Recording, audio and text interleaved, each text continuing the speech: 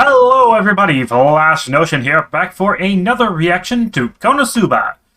We are on episode 5, and last time we left off with a Dullahan type guy. He is one of the Devil King's generals, and he was very pissed off at Megumin for blasting his castle, and he tried to curse darkness, but then Aqua just lifted the curse.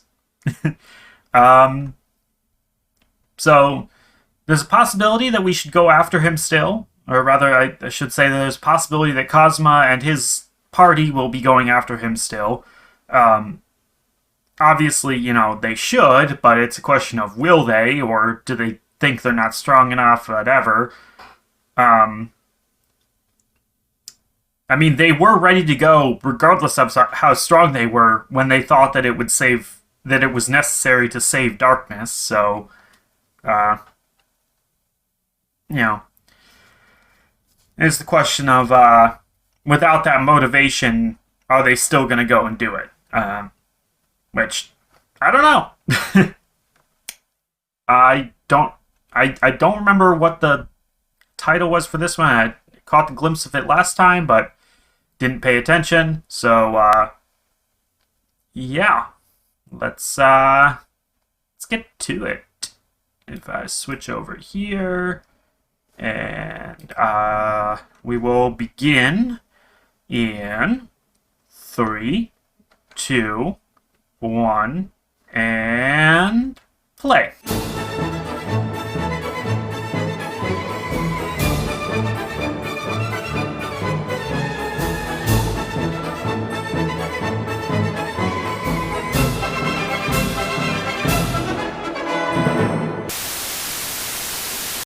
Alright, that was a fantastic episode, actually.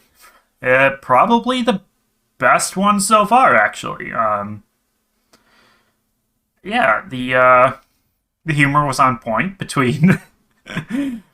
between the over-the-top nature of the other reincarnated guy, Aqua's ridiculous PTSD from, well, the slapstick she endured, and yeah, I think Darkness's tendencies were underplayed to just the right degree. Wish Megumin played a little bit more of a part in this. I mean, I acknowledge that she was useless for once, and the show also kind of did, and that was pretty much the extent of her involvement.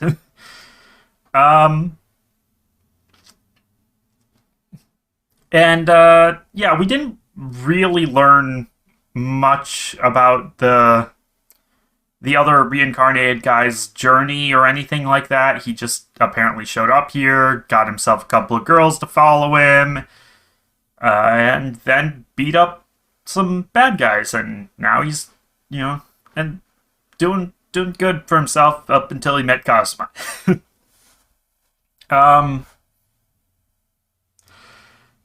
Yeah, the panty stealing scene there, just, like, I think the implication that he was going to do it should have been just enough to send them running. Like, the weird grabby finger motions was not necessary, and it lingered a little too long on that. But, you know, not a big deal, just, you know, like with Darkness's stuff, they need to learn when to hold back on that sort of stuff. Yeah, some great faces in this. Some not so great animation moments as well.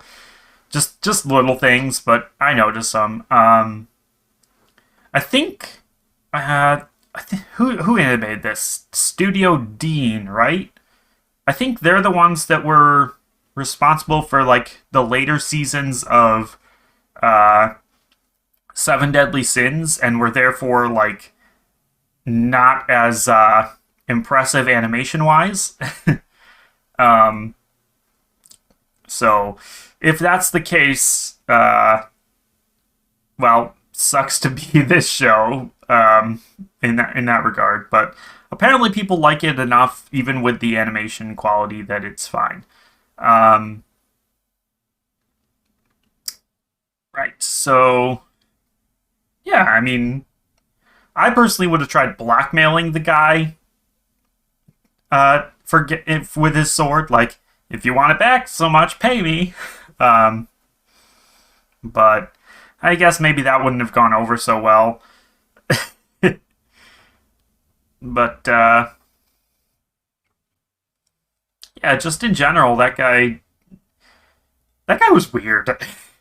I was wondering when we would meet another reincarnated person, um, and how many others there are. Aqua says there's been a bunch, but like, for all we know, that could be like 10, because I don't think she can count that high. I don't think she really cared about any of them either until she got to Cosma and things turned out the way that they did.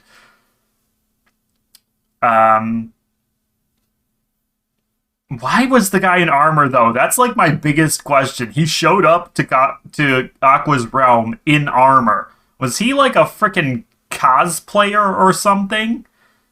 Like, I don't get it. But hey, it happened. He also doesn't really look like he came from Japan, but maybe his family moved there. Right. Other than that, well, Duhan showed up at the end. I guess they really were just planning to ignore him from then on. But that didn't happen, so I wonder who has been blasting his castle if it wasn't Megumin. Or Megumin herself might have gone off and done it. I don't know. But I doubt it. Since she hasn't, like, gone missing, apparently. Oh, maybe it was that other mage there. Or maybe another reincarnated person that we haven't met yet. Who knows? Hmm. Yeah.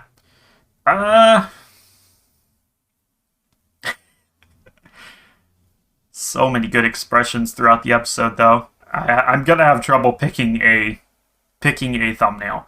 Um. Yeah. Yeah. That's about all I gotta say. I mean, the humor was on point, the characterization was on point, but it was a fairly basic episode. We went to the lake to purify it, and we did. We encountered this guy who was being an ass, and Kazuma beat him up. And, well, sort of. He humiliated him. But, like, that's it.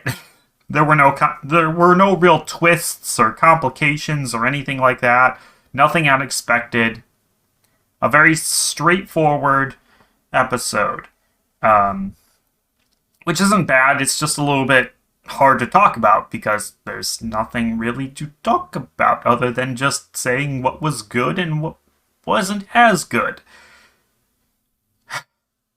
So, yeah, I guess this one's going to be a short video.